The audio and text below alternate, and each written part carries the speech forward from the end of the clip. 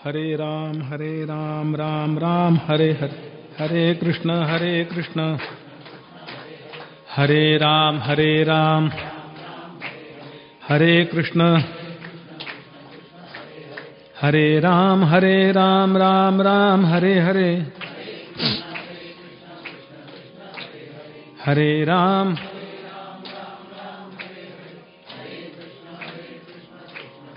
भगवान श्री गोपाल कृष्ण महाराज की जय। अथ गीता महात्म्यम। गीता शास्त्रमिदं पुण्यं यः पठेत् प्रयतः पुमान् विष्णोः पदमवाप्नोति भयशोकादिवर्जितः। गीताध्ययनशीलस्य प्राणायामपरस्य च नैव सन्ति हि पापानि पूर्वजन्मकृतानि च। मलनिर्मोचनं पुंसां जलस्नानं दिने दिने सकृद्गीताम्भसि स्नानं संसारमलनाशनं। गीता सुगीताः कर्तव्या किमन्यैः शास्त्रविस्तरैः या स्वयं पद्मनाभस्य मुखपद्माद् विनुसृता।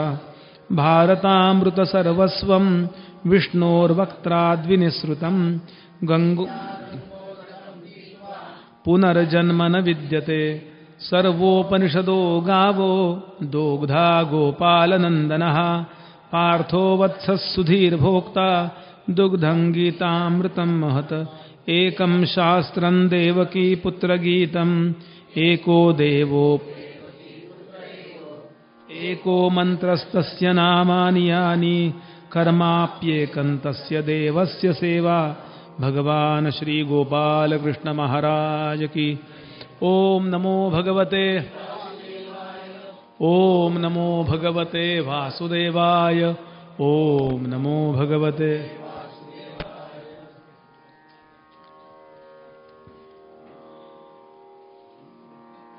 भगवान श्री जनार्दन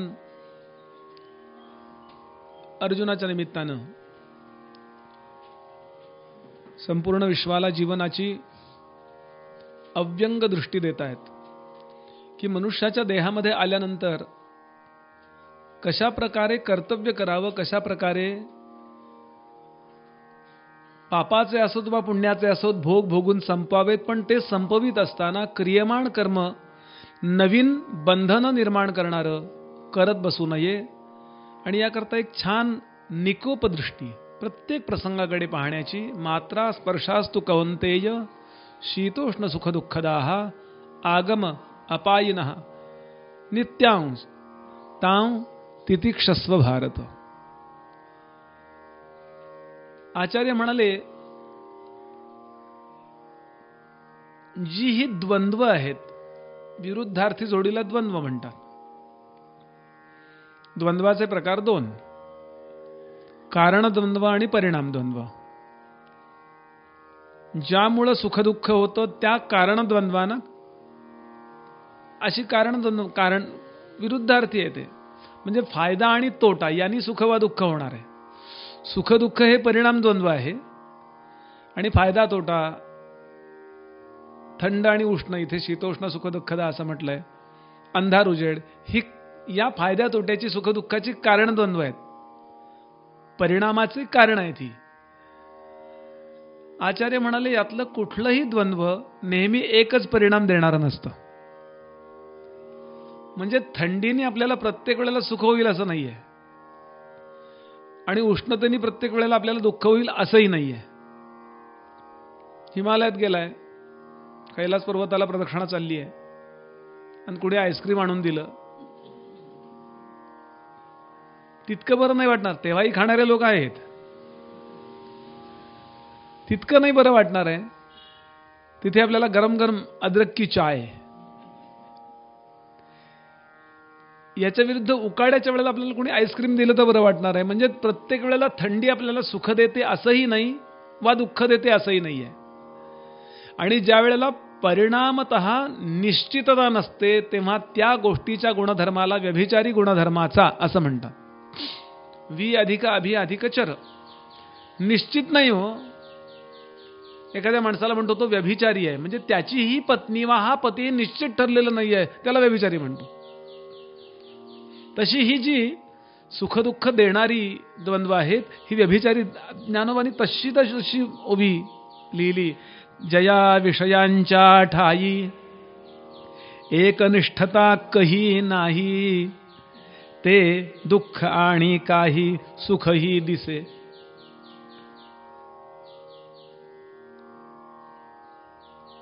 आणि याच्याकरता उत्तम उदाहरण पक्ष बदलणारे लोक. कार्यकर्त्यांना माहिती नाही आता कोणाच्या नावानं जय जयकार करायचा. मग आम्ही जीवनात जय जयकार सुखदुःखांचा का करावा? आणि याकरता ते जे भोगायला समोर आलेलं आहे ते कुठल्याही द्वंद्वातलं असू देत, ते भोगणं हे जर माझं कर्तव्य असेल, नाईलाजच असेल, टाळावं.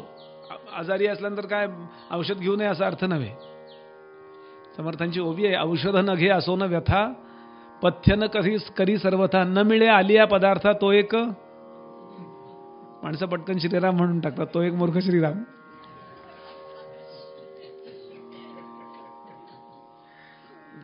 ओवीच्या सुरुवातीला श्रीराम म्हणायचे बरं का.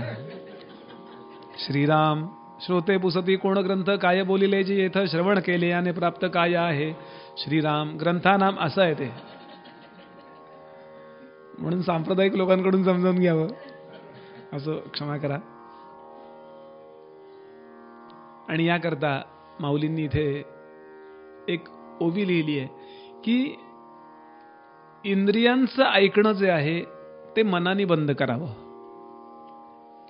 कारण इंद्रियांचा स्वभाव असा करून टाकलाय किंवा त्यांचा स्वभावच असा आहे. माऊली या श्लोकावरतीच बोलताना सांगतात की या विषय सेवना वाचून काही आणिक सर्वथा रम्यची नाही, हा स्वभावची पाही इंद्रियांचा. आणि ही ज्ञानेंद्रिय मनाला त्याच्याकडे ओढतात आणि मन बुद्धीचं न ऐकता इंद्रियांचं ऐकते. म्हणजे निश्चय नाही होत आहे, हे नाही असं करायचं, याला निश्चय. आपण परवा मनबुद्धी चित्त अहंकाराची व्याख्या पाहिल्या. म्हणून शुकदेव भागवतात हेच सांगणार आहेत की मनावर विजय मिळून मनाचा निग्रह करून बुद्धीचा ऐक. आणि बुद्धी तिला म्हणतात जी शहाणपणाची नोंद घेते किंवा शहाणपणाचाच निर्णय घेते, त्याला बुद्धी म्हणायचं. आमचे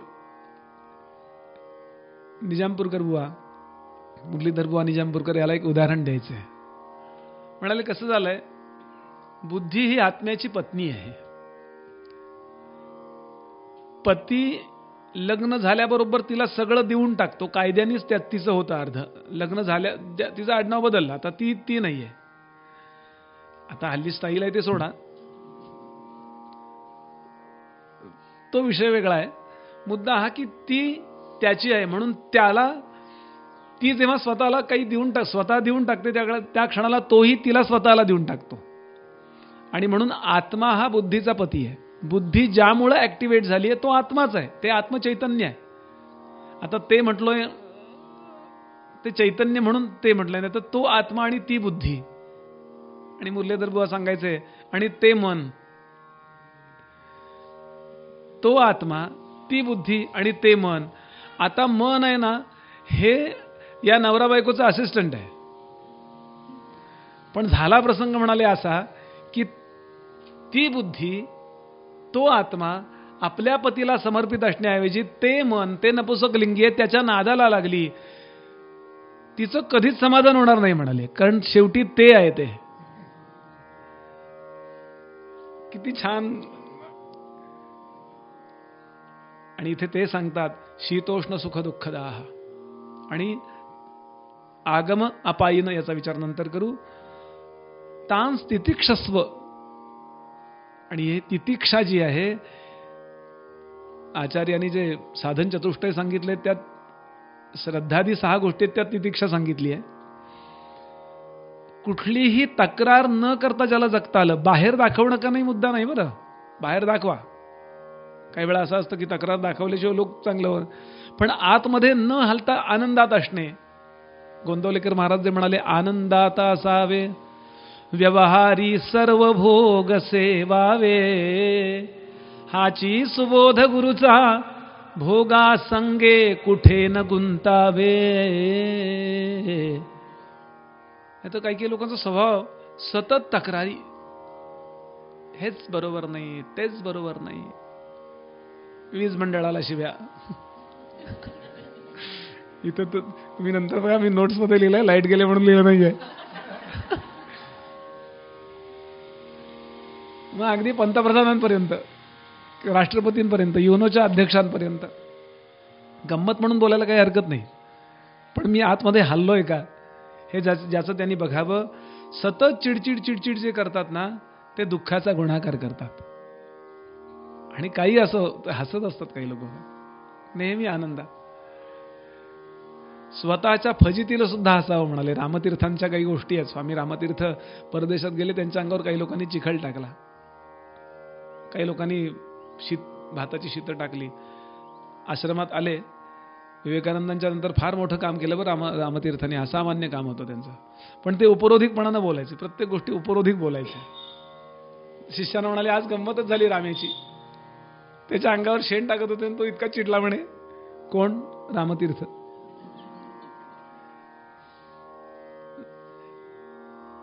आणि ज्यांना ही सवय, आणि म्हणून ही लहानपणापासून सवय लावून घ्यावी. तक्रारींची सवय वा चांगलं वागण्याची सवय लहानपणापासून. मोठेपणी एकदा बनचुका झाला ना मनुष्य की फारसा बदलत नाही. म्हणून या श्रवणाची आवश्यकता आहे. गीता प्रवचन ऐका किंवा भागवत ऐका, तुम्ही कोणाकडून ऐका. वक्ता कोणाला खूप कमी, भाजीवाला कोणाला महत्वच नाही हो. तुम्ही पेठ्यांकडे जा, नाही तर गाडगिळ्यांकडे जा. सोनं ते सोनंच आहे. सोन्याची जाहिरात असते का त्या निमित्तानं स्वतःच्या याची जाहिरात असते? कल्याण. सोन्याच्या नावाखाली त्यांची जाहिरात आहे. लक्षात. मी गावोगावी सांगतो, तेच आपल्यासमोर बोलतो की कोणीही वक्ता असो, शांत बसा आणि ऐका, आणि नेहमी ऐका. परिणामतः याची सवय सतत राहते की मला जीवनात संकट येणार आहेत, कदाचित असा विचार करावा की बरं झालं माझं पाप संपलं. मला कोणीतरी वाईट बोललं, तुम्हाला काही बुवा अक्कल नाहीये, असं वाईट वाटलं हो का? काय सांगितला अर्थ तुम्ही? त्याला विचारलं कीर्तनातला की पहिला का दुसरा माहिती का तुला? त्या लेवलला काय उत्तर द्यायचं असेल ते व्यवहाराने जरूर द्यावं, पण विचार करावा की मला जे वाईट वाटलंय ना, याला जे मी वाईट वाटवलं होतं गेल्या जन्मी, ते मायनस झालं. अनेक उपमुद्दे सांगितले ज्ञानोबांनी इथे की सतत हा विचार करत राहावा, म्हणजे मनुष्य इतका आनंदात राहतो. बरं, काही वेळा माझंही चुकलेलं असू शकतं, सॉरी, संपला विषय.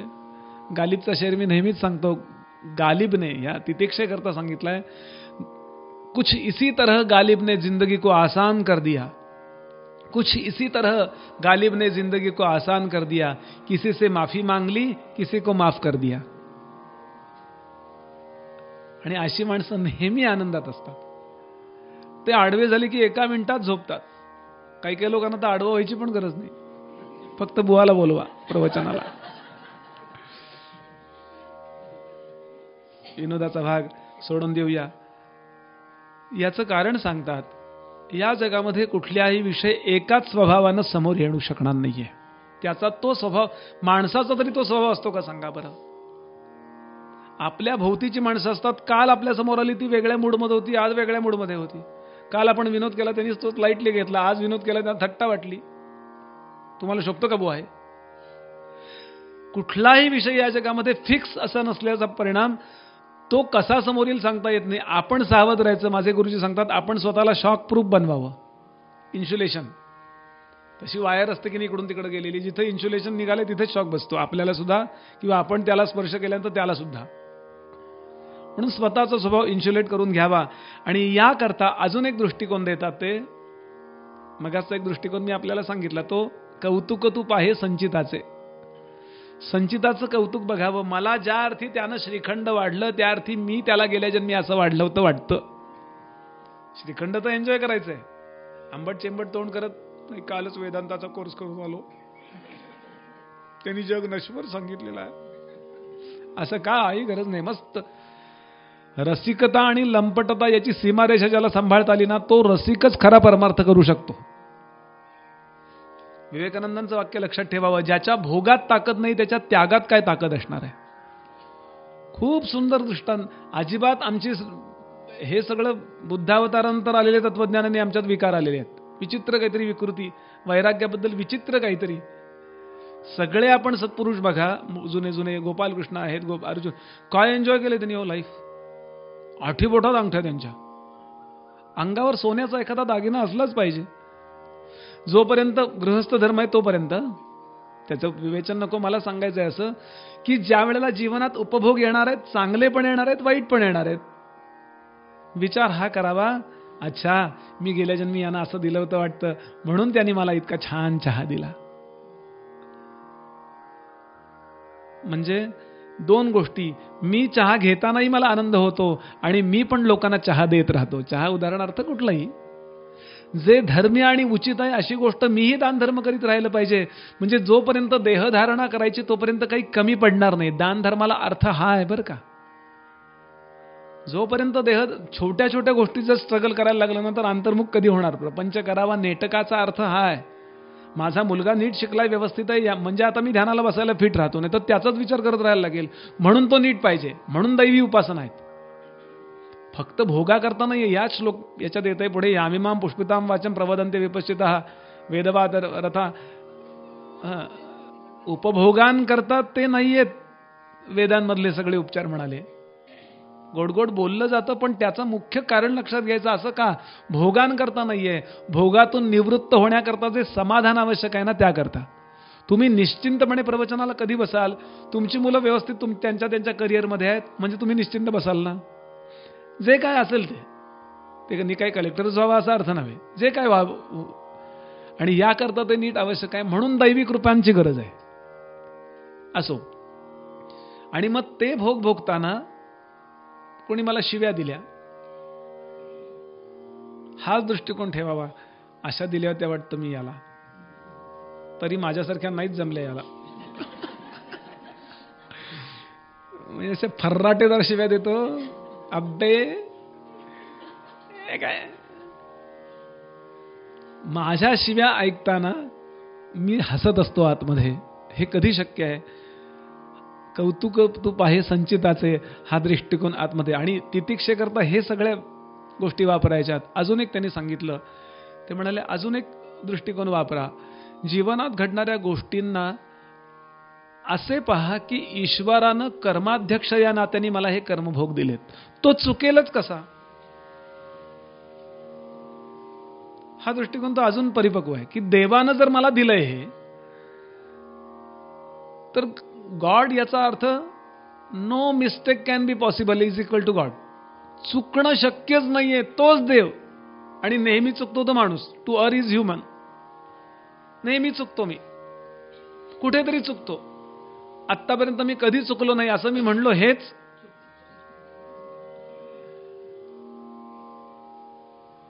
मी ज्यांच्याकडे थोडं अध्ययन केलं ते आमचे गुरुजी फार मस्त होते.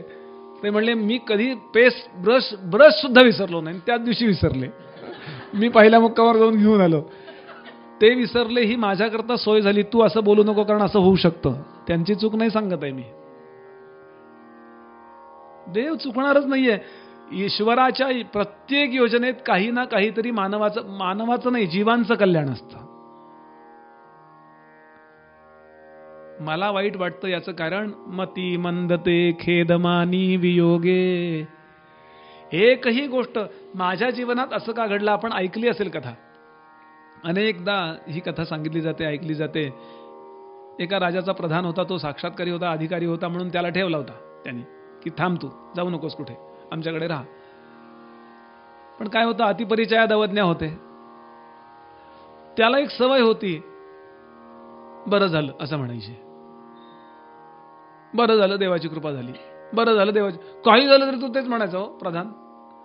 पण त्याच्याकडे काही दैवी गुण होते म्हणून त्याला ठेवला होता.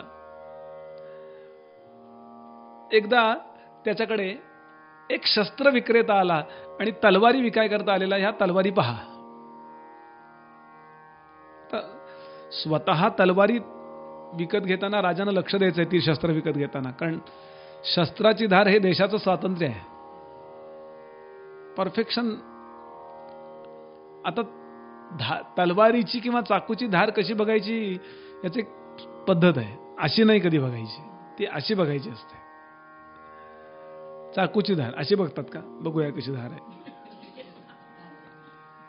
ती बरोबर कळते, कापलं तर जात नाही पण धार कळते, त्या सेन्सेशन बरोबर कळतं बघा. तर राजाकडून चुकून असं झालं आणि त्याचं अंगठा म्हणा किंवा करंगळीचं एक पेरच कापलं गेलं आणि खालीच पडली ती. लगेच धावले लोक, त्याला बर्फ लावला, काय औषध पाणी झालं. राजानं चांगलं आहे म्हणजे ते विकत घ्यायचं नाही की ते सगळं सांगितलं. तर याला कळलं, हा तेव्हा नेमका तिथं नव्हता. दुसऱ्या दिवशी जेव्हा राजसभेत आला तेव्हा प्रधानाला सांगितलं, अरे माझी करंगळीचं एक पेरच तुटलं रे. बरं झालं, देवाची कृपा. काही लोकांना ते असं प्रतिक्षिप्त क्रिया म्हणून बोलायची सवय असते बघा. काही लोक अच्छा अच्छा अशी सवय असते बघा. ते म्हटले आजी वारल्या आमच्या, अच्छा. अरे अच्छा काय झालं? पण काही लोकांना ती स्टाईलच असते, म्हणजे ते काय मुद्दाम करतात असं नाही. तसं हा बरं झालं देवाची कृपा म्हणलं, याला अटक करा म्हणलं, चांगला 15 दिवस याला तुरुंगात घाला. तो शांतपणाने तुरुंगात गेला. बरं झालं देवाची कृपा म्हणला. बरं एक 8 दिवस गेले असतील आणि त्या राजाला शिकारीला जावंसं वाटलं. गेला शिकार करायला, शिकार खेळायला गेला आणि आपल्या ग्रुप पासून चुकला, एकटा राहिला आणि त्याला तिथल्या भिल्लांनी पकडला. ते जे डोंगरात राहणारे लोक होते त्यांनी त्याला पकडला, आतंकवादी काय काही म्हणा. आणि त्या भिल्लांच्या राजानं एक यज्ञ आयोजित केला होता, त्यात नेमका माणूस बळी द्यायचा होता. बरा सापडला म्हणले हा. आणि त्याला देऊन गेले ते देवीची मूर्ती समोर आणि त्याला मारणार. त्याला आंघोळ विंघोळ घातली. आता तो बळी कसा असावा हे विधान आहे. तो अव्यंग पाहिजे, कुठली गोष्ट पूर्ण अर्पण करायची देवाला. ओतू गेलं दूध आणि कृष्णार्पण मस्तू नव्हे, पूर्ण गोष्ट अर्पण करायची देवाला. आता त्याला तेव्हा चाचापला आंघोळ विंघोळ घातली, म्हणे याला करंगली नाही आहे, हे म्हणे असं चालणार नाही, हाकलून द्या याला. 2-4 काय त्याला वाजवल्या कानाखाली, पण वाचला तो. घरी आला. घरी आला, हातपाय तोंड धुतले, काय आंघोळ संध्या केली. पहिली गोष्ट काय केली तर धावत धावत धावत त्या प्रधानाकडे गेला. साष्टांग नमस्कार. तू म्हणलं, तू म्हणलेलं मला आत्ता कळलं, बरं झालं म्हणलंस ते. पण एक शंका आहे म्हणाला मला. काय शंका आहे? तुला मी तुरुंगात घातलं तेव्हाही तू बरं झालं म्हणलास, ते कसं काय बरं झालं? तू तर चांगला आहेस. ते म्हणले, राजेसाहेब बरं झालं, तुम्ही जर मला त्यात टाकलं नसतं ना तर मी तुमच्याबरोबर शिकारीला आलो असतो, मी तुम्हाला सोडून गेलो नसतो, मला बळी दिलं असतं. तिथे शस्त्रधारत. एक एक गोष्ट भगवंत इतका विचारपूर्वक करतो. हो, मला जर एवढी बुद्धी असेल तर भगवंताची बुद्धी, विचार करा ना, जगात इतके लोक आहेत, इतक्या बुद्धीचा स्टॉक ज्याचा आहे तो प्रत्येकाला देतोय ना. मालक म्हणले नोकराला, अरे मेल्या ब्रह्मदेव बुद्धी वाटत होता त्या दिवशी, तू कुठे गेला होतास? साहेब तुमच्याबरोबर मी दौऱ्यात गेलो होतो म्हणला मी. तुम्ही पण नव्हतात तिथं. रामतीर्थांची गोष्ट सांगतो. रामतीर्थ एका रस्त्याने चालले होते. एक सुंदर मुलगी सौधामध्ये उभी होती, इतकी सुरेख, नाकी डोळी म्हणतात तशी, इतकी सुरेख, खूप छान. पाहतच राहिले. हो, एखादं गुलाबाचं फुल पाहावं, एखादं घर पाहावं, एखादी भिंत पाहावी, सुंदर सहज पाहत राहिले. आता बऱ्याचदा असं होतं की आमचे आप्पा सांगायचे, सौंदर्य आणि बुद्धिमत्ता एकत्र नसते असं म्हणतात. म्हणजे आप्पा म्हणायचे, मला बोलायचा अधिकार नाही. हुस्न नाजुक मिजाज है बेहद, अकल का बोझ उठा नाही सकती, असं म्हणायचं. ती संतापली. ए गोसाव्या, काय पाहतोस माझ्याकडे इतका वेळ? लाज वाटते का तुला? वाटेल तशी रामतीर्थांना बोलायला लागली. होते पाहतच राहिले तिच्याकडे. होतीच सुंदर ती. काही कळतं का तुला? तू काय स्वतःला साधू समजतोस ना? बायकांकडे इतका वेळ बघतात का? आता आम्ही असतो तर काय केलं असतं? मी तुझ्याकडे पाहिलं, हे तू माझ्याकडे पाहिले, तू पण माझ्याकडे बघत होतीस की नाही? पण माणसं पक्की कशी असतात कन्सेप्ट क्लिअर असल्यानंतर. स्वामी म्हणाले, होय बाळा, मी तुझ्याकडे पाहत होतो, किती सुंदर आहेस ग तू. हे सगळं विश्व माझ्या रामाने बनवलंय. मी विचार करत होतो, राम सगळ्यांना बनवतो, तुझ्यामध्ये जर त्यानं एवढं सौंदर्य ओतलं असेल तर तो किती सुंदर असेल. घनश्याम हा राम लावण्य रूपी, महाधीर गंभीर पूर्ण प्रतापी, करी संकटी सेवकांचा कुडावा, प्रभाते मनी. हे सौंदर्याबद्दल बोललो. याप्रमाणे बुद्धिमत्ता, किती चातुर्य. म्हणून तुकोबांचा अभंग आहे, देव शहाणा देव शहाणा. उदारतेबद्दल, देव उदार उदार, देताना म्हणे थोडे फार. देव चांगला चांगला, तुका चरणासी लागला. देव निराळा निराळा, सगळ्यात आहे तरी निराळा. म्हणून तो चुकणार नाही. त्याच्या अनेक नावापैकी एक नाव आहे ईशान. कसं नाव आहे? ईशान सर्व विद्यानां, ईश्वर सर्वभूतानां, ब्रह्माधिपतिर्ब्रह्मणोधिपतिर् ब्रह्मा शिवो मे अस्तु शिवोम. ईशान. ईशान याचा अर्थ सगळं नियंत्रण करणारा, पूर्ण कंट्रोल कोणाचा. चाले हे शरीर कोणाची असत्ते, कोण बोलविते हरिविण. मग साधा मुद्दा आहे, तो जर सगळं विश्व चालवणारा आहे, सगळं नियंत्रण, कर्तुम अकर्तुम अन्यथा कर्तुम सर्वथा कर्तुम असं सामर्थ्य आहे, त्याच्याकडे एक अजून गोष्ट आहे, सर्वज्ञत्व. माझ्या जीवनात येणारा हा भोग मला नको असं जेव्हा मी म्हणतो, तेव्हा मी इनडायरेक्टली असं म्हणत असतो, देवाला काही कळत, हा अपराध करू नये. सतत 24 तास एकच दृष्टी ठेवावी की माझं काहीतरी. बरे झाले देवा निघाले दिवाळे, बरी या दुष्काळे कृपा केली. मोठा भंग आहे. बरे झाले देवा बाईला कर्कशा, बरी ही दुर्दशा जनामध्ये. आता तुझ्याकडे लक्ष गेलं नसतं रे माझं. एक गंमतशीर दृष्टांत ऐकला असेल आपण. बहुश्रुत लोकांना काय खूप ऐकलेलं आहे, त्यांना जरा आवृत्ती होईल. लहानपणापासून ऐकत आलेत लोक, त्यांना काय तरी पण मी सांगणारच, कारण माझं प्रॅक्टिस झालं पाहिजे. माझ्यावर वैयक्तिक उपकार असणारी लोक इथं मंडळी बसलेत. आत्ता मी यांच्याकडे बोलतोय म्हणून नाही, कथा आत्ता आयोजन झालंय, पण मी गुरुचरित्र गिरनारला सांगू शकलो याचं कारण रास्ते काकावर का. गुरुचरित्र वाचतोय मी 20-1 वर्ष, पण त्याचा जो डिटेल ग्रंथ कुर्लेकरांचा मला तुम्ही आणून दिलात, घरी आणून दिला मला त्यांनी. म्हणजे आमच्या काकांच्या भाषेत डॉक्टर काका आमचे सांगतात की आमची कृतीयुक्त सदिच्छा होती. काकांबरोबर मी कराडला निघालो होतो. कराडला त्यांचं त्या गडावरच्या ह्याच्यातच एक प्रवचन कराडला असायचं, कृष्णाबाई मंगल कार्यालयात. तर डॉक्टर काकांबरोबर निघालो होतो. ते मारुतीवान म्हणले एखादा इथला रामदासी द्या, कारण यायला 12 वाजतील आम्हाला. तेव्हा काही दारं बिरं लागायची नाहीत. तर आम्ही कराडला चाललो होतो. तो वाटेत एक 2 व्हीलरवर माणूस चालला होता, त्याची पत्नी आणि लहान बाळ होतं, आणि पाऊस पडत होता, पितृपक्ष होता. तर काका होते, मला वाटतं ज्योत्स्नाताई होत्या, अजून एक जण कोणीतरी होते, डॉक्टर आणि मी, असे आम्ही 4घं चाललो होतो. म्हणजे एक जागा होती. तर आम्ही गाडी थांबवली आणि त्यांना जाऊन विचारलं ज्योत्स्नाताईंनी की हिला आणि बाळाला आमच्या गाडीत देता का, आम्ही कराडलाच चाललोय आणि तुम्हाला त्या नाक्यावर सोडतो. घडलेली घटना मी सोनेरी मोतीमध्ये ही दिली आहे बघा, टपोरे मोतीमध्ये. हा, तर त्यांनी नाही नको म्हणले, आम्ही भिजत जातो. आता याचं वाईट थोडं तरी तुमचं करावं भलं वगैरे. काकांचं एकच वाक्य, रामकृष्ण हरी, आणि पुढं ते एवढंच म्हणाले, आपली कृतीयुक्त सदिच्छा होती. ते मी उदाहरण आपल्या करता देतो. उद्या समाप्ती म्हणून बोलत नाही बरं. सगळ्यांनी ही गोष्ट लक्षात ठेवा. कोणीही कीर्तनकार भेटो, प्रवचनकार भेटो, तो जर नीट अभ्यास करणारा भेटला तर त्याच्या पाठीशी उभेच राहा. त्याचा परिणाम तुम्ही धर्मसेवा केल्याचं पुण्य तुम्हाला लागेल. कारण तो आयुष्यभर जे सांगत फिरत असतो, त्याच्या पाठीशी उभं राहिल्याचा परिणाम, जे हजारो लोकांपर्यंत ते ज्ञान जातं, त्याला एकदा जेवायला जरी घातलं, म्हणजे जेवायला बोलवा म्हणून नव्हे, परत पुन्हा तेच काय होतं, मी हे सांगितल्यानंतर असाच गैरसमज होण्याची शक्यता जास्त असते. अजिबात तसं नाही. हे आयुष्यभर लक्षात ठेवा. मी हे जनरल वाक्य सांगतोय.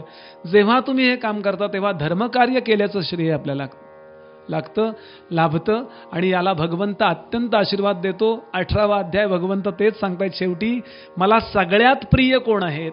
भगवान सांगतात माझा प्रचार करतात ते. हे ज्ञान जे लोकांपर्यंत नेऊन पोहोचवतात हे मला अत्यंत प्रिय आहेत. भक्तास्तेतीव मे प्रियाः. हे एवढ्याकरता मी आपल्यासमोर बोलतोय. आपला मुद्दा हा चाललाय की आवृत्ती झाली तरी तुम्ही ते दृष्टांत ऐका. एक मनुष्य होता, नास्तिक होता. नास्तिक म्हणजे त्याला काही फार कळत होता असा अर्थ नाही, पण एक स्टाईल असते बघा. आम्ही नाही देवधर्म मानत, एक स्टाईल असते. म्हणजे खूप त्यांना कळतं असा अर्थ नव्हे, किंवा त्यांना कळतं का कळत नाही हे कळत नसतं कदाचित. म्हणून आमचे लोकमान्य टिळक सुद्धा ज्यांना गुरु मानायचे ते केरुनाना छत्रे नेहमी म्हणायचे की मला कळतंय तिथपर्यंत देव नाहीये, पण त्याच्या पलीकडे असला तर. केरुनाना छत्रे खूप असामान्य काम होतं. विष्णू सहस्रनाम म्हणताना त्यांना पकडलं अण्णासाहेब पटवर्धनांनी, कारण हे नास्तिक होते, नास्तिकतेचा प्रचार करायचे. तुम्ही कर्म नीट करा बस, बाकी काही नाही. आणि विष्णू सहस्रनाम म्हणत होते एका ठिकाणी, कुठेतरी गेले मिटिंगला, कुठल्या तरी दोघेही ट्रस्टी होते मुंबईला, दादरला घडलेली घटना आहे. आणि पहाटे उठून 3 वाजता आंघोळ विंघोळ करून केरुनाना नास्तिक मनुष्य विष्णू सहस्रनाम म्हणत होते. अण्णासाहेब म्हणले हे चुकलं तुमचं. म्हणाले दंभ दोन्ही प्रकारचा असतो. आहे ते नाही दाखवायचा हाच दंभ आहे ना. स्वतः दारू पितो आणि दुधाचा प्रचार करतो, दूध चांगलं आहे, हा दंभच आहे. पण तो समाजाचं नुकसान करणारा दंभ नाहीये. दारू पिऊन काय नुकसान व्हायचं ते त्याचं होईल, पण त्याचं ऐकून जर दूध कोणी पिलं तर त्यांचं कल्याण होईल. हे तुमचं उलटं चाललंय. तुम्ही स्वतः दूध पिताय आणि दारूचा प्रचार करताय. म्हणजे दूध प्यायल्यामुळे तुम्ही भरपूर जगणार आणि तेवढा दारूचा प्रचार करणार.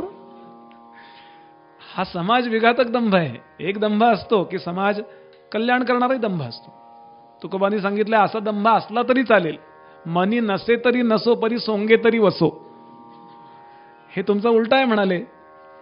केरुनानांचं वाक्य प्रत्येक बुद्धिवादी माणसाने लक्षात ठेवण्यासारखं आहे. केरुनाना म्हणाले होय अण्णासाहेब, माझ्या मतानं देवबीव काही नाहीये, हे सगळं धर्म अफूची कळी अगदी आहेच आहे, माझं मत तेच आहे.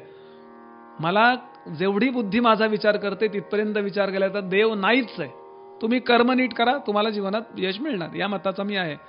पण मला कळते हे काही सर्वस्व नाही. त्याच्या पलीकडे जर देव असला आणि मेल्यावर जर त्यांनी मला विचारलं की तू काहीच करत नव्हतास का, तर तसं म्हणायला लागू नये नव्हतो. म्हणून मी विष्णू सहस्रनाम म्हणतोय. आपला बॅकअप प्लॅन आहे माझा तो. असा एक नास्तिक होता, सारखी देवाची मापं काढायची. केरुनानंदसारखा नव्हता, प्रामाणिक नास्तिक होता. देवाला काही अक्कल नाही, देवाला काही कळत नाही, देवाला रिटायर करा, असा होता. प्रवासाला निघाला कायम तो. आणि देवधर्म कोणी करायला भेटला की त्याच्याशी वाद घालायचा. केव्हा तरी प्रवासाला निघाला, पूर्वी चालत प्रवास, बरोबर शिदोरी होती, भाकरी चटणी घेतली होती बरोबर. आणि असा प्रवास करता करता एका झाडाखाली थांबला. ऊन मी म्हणतोय, आंब्याची मस्त अशी गर्द छाया होती, आंबे लागलेले होते. खाली बसला तिथे, छानपैकी भाकरी चटणी खाल्ली, शेजारी ओहोळ वाहत होता, त्यातलं पाणी पण प्याला. जरा एक झप्पी म्हणतात तसं झोपूया थोडंसं, एक काय पॉवर नॅप, काय नेपोलियन नॅप म्हणता तुम्ही. मी गमतीनं नेहमी म्हणतो, मी माझ्या कीर्तनात किती लोकांना नेपोलियन बनवलंय.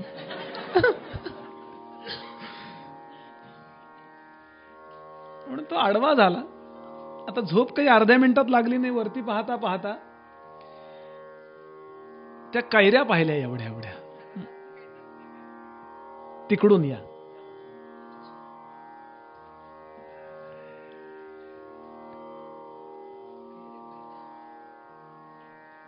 आणि बोलायला सुरुवात केली आपल्या मनाशी. मी म्हणतो त्याला काही अर्थ असतो, आमच्या बोलण्याला काही अर्थ आहे. अरे आमच्या दारामध्ये अंगठ्या एवढा नाही वेल, अंगठ्या एवढी जाड नाही त्या वेलीची जाडी, पण एवढे एवढे एवढे एवढे मोठे भोपळे लागलेत. ती वेली खाली पडली, भोपळे खाली टेकलेत, माती लागली भोपळ्यांना. एवढीशी छोटी वेली आणि एवढे भोपळे, आणि एवढे दोघा तिघांच्या मिठीमध्ये मावणार नाही असा एवढा मोठा बुंदा, काय फांद्या, आणि आंबे केवढे. काही अक्कल आहे देवाला. भोपळे एवढे, भोपळे पेळणारा वेल एवढासा, झाड एवढं, आंबे एवढे. अकलीचा भाग होता का नाही काही. झोपला. झोप लागली विचार करत करत करत. काही लोकांना असं केल्याशिवाय विचार झोपच लागत नाही. पंतप्रधानांना नावं ठेवा, अमक्याला नावं ठेवा, भाजीपाल्याला नाव, म्हणजे आणि इतक्यामध्ये सोसाट्याचा वारा सुटला, साड साड साड साड साड साड पाऊस सुरू झाला आणि वरून ज्या कैऱ्या पडायला लागल्या, 2, 4, 5, 6 कैऱ्या टाण टाण टाण याच्या टाळकीत आदळल्या. हा आधी त्या डेरेदार वृक्षातनं बाहेर आला, त्या सावलीतनं, कारण तोपर्यंत खोक नाही पडली, पण ठेंगुळ आले 2-4, बाहेर आला आणि विचार करतो आता भोपळे असते तर. हार्दासी दृष्टांत आहे हा. तितिक्षेकरता किती व्ह्यू देऊन ठेवलेत संतांनी. याच्यापेक्षा काही भयंकर संकट आलं असतं तर, याच्यापेक्षा काही वाईट झालं असतं तर. नेहमी ही दृष्टी ज्याला प्राप्त झाली ना, आणि हे समाधान करून घेण्याकरता नव्हे, याच दृष्टीने बघायचं, मग तो मनुष्य विनोदातच असतो. चर्चिल नेहमी म्हणत असे, संकटात ज्याला विनोद सुचतो तो संकटापेक्षा नेहमी मोठा असतो. समर्थाची या सेवका वक्र पाहे, असा सर्व भूमंडळी कोण आहे. जयाची लीला वर्णिती लोकतीनी, नुपेक्षी कदा रामदासा अभिमानी. मला परवा एकाने व्हॉट्सअपवर खूप गंमतशीर विनोद पाठवला. मला तो विनोद इथं वापरावासा वाटला. किती म्हणे सकारात्मक दृष्टी. विनोद आहे थोडासा. एक माणूस मस्तपैकी नवीन कपडे घालून घरातनं बाहेर पडला आणि वरनं कावळा शीट लाव, त्याच्या त्या पांढऱ्या शुभ्र नवीन शर्ट होता. इतका संतापला. मित्र म्हणला, अरे वाईट काय वाटून घेतोस? तो म्हणला, वाईट नाही, मी काय चांगलं वाटून घेऊ? नशीब समज गाई म्हशींना पंख नाही आहेत, नाही तर काय झालं असतं. म्हणून हल्ली मी जगद्गुरु व्हॉट्सअप महाराज की जय असाच विजय जयकार करतो. जगद्गुरुच आहे तो. असं विनोद सोडून देऊया. याचं कारण असं का करायचं याचं कारण सांगूया आणि हा श्लोक थांबूया. याचं महत्वाचं कारण, हा दृष्टिकोन जर धारण केला नाही तर नकारात्मकतेच्या प्रभावाने मी माझं क्रियमाण कर्म स्वातंत्र्य वापरून नवीन प्रारब्ध बिघडवू शकतो. दुसरा मनुष्य वाईट वागला, एका विशिष्ट मर्यादेपर्यंत त्याला जो काही विरोध करायला पाहिजे तो करायला पाहिजे. व्यावहारिक जे सत्ता आहे ना, ती व्यावहारिक सत्ता मोडाय करता सांगत नाहीये मी, पण त्याचा परिणाम पारमार्थिक सत्तेवर जर करून घेतला आणि मग परिणामतः ज्या वेळेला जे कर्तव्य करायला पाहिजे ते करून आतली स्थिती काय ठेवावी हा मुद्दा चाललाय. ते न करता मी तिन्ही दृष्टीने त्यात उतरलो, प्रातिभासिक सत्ता, पारमार्थिक सत्ता आणि व्यावहारिक सत्ता, तिन्ही दृष्टीने त्या प्रसंगात उतरलो आणि काय म्हणायचा तो अपोज, काय विरोध करायचा तो करता करता करता नवीन जर काही पाप करून ठेवलं तर ते मला पुढे भोगावं लागेल. म्हणून ही युक्ती आहे योगः कर्मसु कौशलम. पुढे भगवान सांगणार की कसं कर्म करायचं, की तुकोबा म्हणाले, ऐसे कर्म करा पूर्ण जेणे जोडे नारायण. आणि अर्जुनाला ते सांगतायत, तुला तर बाण मारायचा आहे, तुला तर त्याचे प्राण घ्यायचे आहेत, पण या दृष्टीने प्राण घ्यायचे आहेत की मी कर्तव्य म्हणून ते करतोय. ज्यांच्यावर मी प्रेम करतोय, ज्या करता प्रेम करतोय ते जाणारच नाहीयेत, कारण ते नित्य तत्व आहे, ते माझ्यातही आहे. आणि जे मी नाही मारले तरी जाणार आहेत त्यांना मी मारतोय, म्हणजे मी मारतच नाहीये. ही व्यवस्था, म्हणून त्या व्यवस्थेतला एक स्क्रू आहे मी, पूर्ण काही मशिनरी मी नाहीये. या मशिनरी मधला मी एक स्क्रू आहे. तो स्क्रू जर ढिला झाला तर मशिनरी बिघडेल. आणि असं वागणाऱ्याचा स्क्रू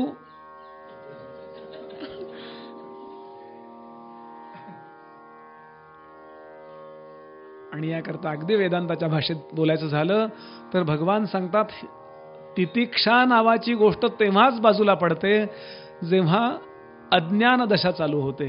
आणि अज्ञान दशेचे 2 व्ह्यू आहेत, 2 त्याचे दृष्टिकोन आहेत. मी करता आहे आणि म्हणून मी भोगता आहे. मी हे करता, मी करणारा नाहीये. सुंदर अशा पद्धतीने गजानन महाराजांची पोथी लिहिली दासगणू महाराजांनी. काय छान पोथी आहे. महाराष्ट्रामध्ये ज्ञानेश्वरीपेक्षा गजानन विजय वाचणारे लोक जास्त आहेत. बरं, कारण ती आपल्या इच्छा पूर्ण करणारी आहे. मी कितीतरी प्रसंग पाहिलेत, मुलगा मुलगी नातवंड परीक्षेला बसले तर आई किंवा आजी गजानन महाराजांची पोथी वाचते आणि मार्क चांगले पडले. त्यांनी अभ्यास केलेला होता, सगळे प्रयत्न करून मग महाराजांची पोथी वाचायची. बरं का, काय संबंध आहे सांगून ठेवतो. संबंध अभ्यास नीट करावाच लागेल. महाराजांची पोथी वाचली म्हणजे तुम्ही श्री गजानन गजानन गजानन गजानन गजानन गजानन गजानन असं लिहिलं म्हणजे तुम्हाला मार्क पडणार नाहीत. मग महाराजांची पोथी काम काय करते, ती जी पुण्याई आहे ना, ती तुम्हाला जास्तीत जास्त मार्क पडायची मधली जी सिस्टीम आहे पाईपलाईन मधली, त्यात काही बिघाड होऊ देत नाही. कारण तुम्ही कितीही चांगला पेपर लिहा, तो पेपर त्या सरांपर्यंत पोहोचायच्या आधीच भिजला तर, त्यांच्यापर्यंत पोहोचला आणि त्यांच्याकडनं चहा पिता पिता चहा सांडला तर, चहा नाही सांडला पण त्या दोघांचं घरात भांडण झालं असले तर ते राग कशावर काढणार. त्याच वेळेला नेमके त्यांच्या पेनातली शाई संपली आणि त्यांना लिहायचं होतं 10 पण लिहिले गेले 0, तर अशा कोट्यावधी गोष्टी आहेत. कोट्यावधी. या सगळ्यावर कंट्रोल कोणाचा चालतो, गुरुतत्वाचा वा ईशतत्वाचा. एकच ते तत्व आणि त्याच्याकडे आपण त्यांनी माझ्यावर प्लीज व्हावं म्हणून मी ते महाराजांची पोथी वाचतो किंवा काय नाम घेतो, काय जी उपासना करतो. मग त्यातल्या त्यात भगवंत काय करतो तर सुखाउपरी दुःखाउपरी सुख देतो देव कृपाळूपणे, हा त्यातला कार्यकारण भाव आहे. म्हणून उपासनांना महत्व आहे. बरं, मी ते हे नाही म्हणत आहे काय अंधश्रद्धा वाढवायकरता बोलत नाहीये, त्याचा काहीतरी संबंध असला पाहिजे. नाहीतर अथर्व शीर्षाचं कशाला महात्म्य दिलं असतं वेदांनी. यो मोदक सहस्रेण यजती, काय कुठल्या गुरुजींनी लिहिलंय का ते त्यांना मोदक खायला पाहिजेत म्हणून? अथर्वण ऋषींच्या मुखातनं आलेलं आहे ते. अशी गजानन महाराजांची पोथी लिहिली आणि गजानन संस्थांनी, महाराजांच्या संस्थांनी त्यांची मोठी मिरवणूक काढायची ठरवली. घडलेले प्रसंग आहे बरं हा. आणि महाराज पोहोचले. केवढा मोठा दासगणूंचा अधिकार होता.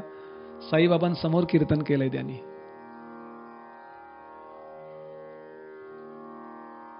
आणि पोहोचले हत्ती वरती अंबारी. ते म्हणाले महाराज बसा, तुम्हाला गजानन महाराजांच्या मंदिरापर्यंत मला तुम्हाला मिरवत मिरवत न्यायचंय. महाराज म्हणाले मी बसणार नाही. मग त्याच्यात पोथी ठेवा.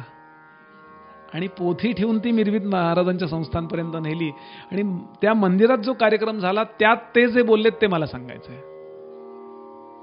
खूप रडले महाराज आधी आणि सांगितलं मी महाराजांची पोथी लिहिली असं तुम्हाला वाटतंय, मलाही वाटतंय तसं. पण एक प्रश्न विचारू.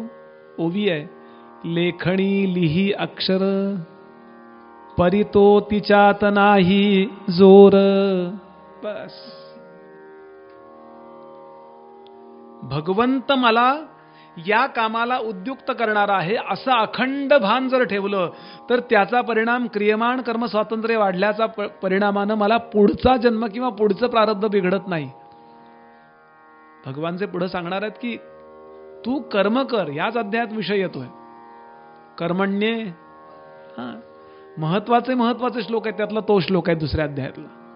खूप महत्वाचे श्लोक आहेत. वासांसी जीर्णाने अत्यंत, यानंतर मात्रा स्पर्श असतो. हा खूप महत्वाचा श्लोक आहे.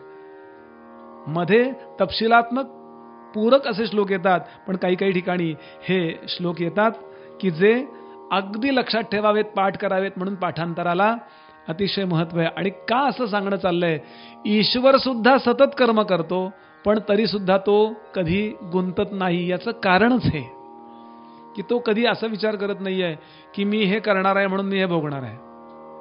न गुंतता काम करता येणं हा ईश्वराचा गुण जर जीवानं घेतला तर जीवो ब्रह्मैवना परा हा फॉर्म्युला, हे समीकरण सिद्ध होणार आहे. आणि त्याचं प्रॅक्टिस करणं हाच तर प्रपंच आहे. महाराज सांगायचे गोंदवलेकर महाराज, प्रपंच ही परमार्थाची प्रयोगशाळा बनवा. वेगळा परमार्थाला वेळ देऊ नका. नाही तर आमचा परमार्थ पहाटे 5:30 ते 6. पूजा झाली, देवाचं दार खट्टकन बंद केलं, भेटू उद्या 5:30ला. नाही, तो काय म्हणे, येथे सत्वाचे सामर्थ्य करावा परमार्थ अहर निश. यानंतर एक मुद्दा येतो, तेवढा सांगितल्याशिवाय मला पुढे जावत नाहीये. म्हणून मोठ्या मोठ्या संतांची चरित्र बघा. अगदी आत्ता पाहिलंय आपण गोळवलकर गुरुजींना. पूजनीय बाबा बेलसरांच्या प्रवचनात मी ही गोष्ट ऐकली. त्यांच्या समोर घडलेली गोष्ट आहे. डोंबिवलीला उतरले होते गुरुजी आणि बाबांना कुठल्या तरी कारणाकरता त्यांनी बोलावून घेतलं. ही सगळी मोठी मोठी मंडळी आहेत. आणि त्याच वेळेला गोळवलकर गुरुजींना पाहायला एक डॉक्टर आले होते. त्या डॉक्टरांनी गोळवलकर गुरुजींना बरोबर पाठीवरती एक असं गळू आलं होतं बरोबर असं, आणि ते खूप ठसठसायचं. काय पू झाला होता काय. बाबा म्हणाले मी समोर पाहिला हा प्रसंग. ते म्हणाले की तुम्हाला ऍडमिट करावं लागेल, त्याचं ऑपरेशन करावं लागेल, ते असं एवढं एवढं गळू असं कापून काढावं लागेल, अॅनेस्थेशिया द्यायला लागेल वगैरे, लोकल अॅनेस्थेशिया तरी द्यायला लागेल शुगरचे. ते म्हणले बघा डॉक्टर, मी माझ्या भरोशावरती तुम्हाला सांगू का, मी गप्पा मारतो इकडे, तुम्ही ते कापून टाका. बाबा सांगत होते मी समोर प्रसंग पाहिला नाही हो करत. शेवटी गुरुजींचं वाक्य. तर मी असं डॉक्टरना म्हणले, डॉक्टर म्हणतील तुम्हाला काय अक्कल आहे का बुवा, ते प्रवचन तुम्ही प्रवचनात करा, इथे माझ्यासमोर नको.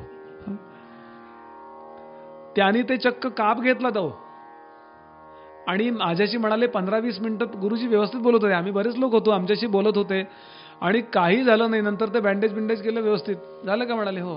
मग डॉक्टरनी प्रश्न विचारला, अरे कसं तुम्हाला दुखलं कसं नाही. ते म्हणले मी त्यातनं चैतन्य काढून घेतलं होतं, चेतना काढून घेतली होती. तां स्थितिक्षस्व भारत. जरा टोकाचं आहे. टेंबे स्वामींची अगदी अशी कथा आहे. स्वामी महाराजांना दीक्षित स्वामी म्हणाले, महाराज तुम्ही औषधं देता आणि लोक बरे होतात, इतक्या सिद्धी आहेत महाराजांच्याकडे, इतक्या सिद्धी होत्या. तुम्हाला संग्रहणीचा विकार आहे, तुम्ही का औषध घेत नाही, तुम्ही औषध का घेत नाही. ते म्हणले मला संग्रहणीचा विकार तुला सांगितलं कोणी, मीच लंगोट्यात होतो तुमच्या, रोज रक्त पडलेलं असतं त्यात, औषध घ्या गुरुजी. ते म्हणाले मला काहीही विकार झालेला नाहीये, झालाय तो माझ्या देहाला झालाय. मला ज्या दिवशी होईल त्या दिवशी माझ्याजवळ औषध आहे. कुठलं, अवधूत चिंतन श्री गुरुदेव दत्त. गुरुवार आहे. आजच मला कळलं की ज्या नक्षत्रावरती आमच्या अवधूतांचा जन्म झाला, श्रीपाद श्री वल्लभांचा, त्याच नक्षत्रावरती गुरुजी आमच्या रास्ते काकांचा जन्म आहे. बरं, म्हणून तुम्ही बहुतेक मला ते करून गुरुचरित्रात मदत केली असेल. काहीतरी असतोच संबंध. मी सुद्धा नेहमी सांगतो की बरेचसे सत्पुरुष कुंभ राशीचे झाले. बरेचसे सत्पुरुष, ज्ञानोबा, आमचे अण्णाबुवा मला ज्यांनी गडावर खूप शिकवलं, विवेकानंद, ज्यांची कुंभ रास आहे त्यांना बरं वाटलं असेल.